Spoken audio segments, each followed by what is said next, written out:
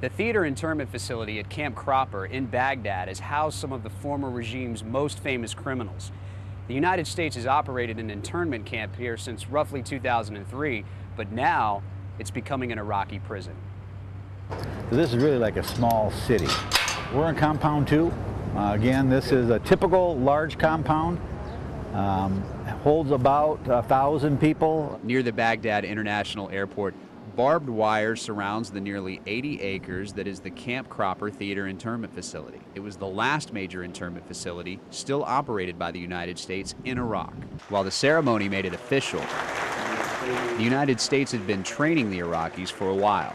Brigadier General Nelson J. Cannon is the Deputy Commanding General for detainee operations in Iraq. We have trained this Iraqi Guard Force to international standards.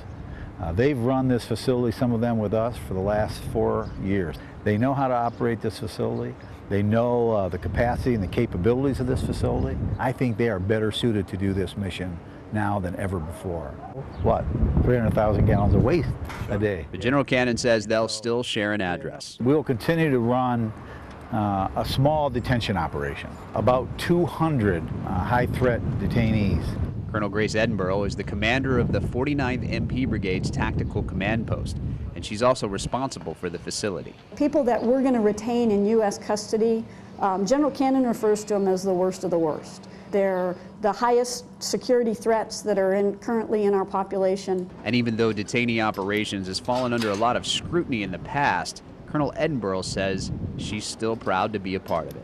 Well, what we say about detention operations is it's that you can't make mistakes. You know, it's a zero defects type of operation, and that's a little daunting. If you screw up, it's very high visibility. If you're doing it right, nobody cares about detention ops.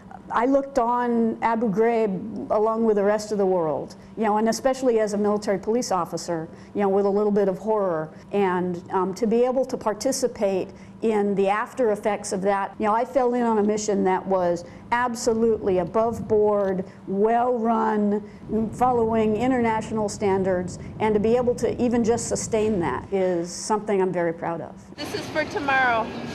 Tomorrow, PE. It's not full, but Camp Cropper has a capacity of about 3,600. Currently, there are about 1,800 detainees in the facility, of which we're keeping a little over 200, and somewhere between 1,500 and 1,600 will transfer to the government of Iraq.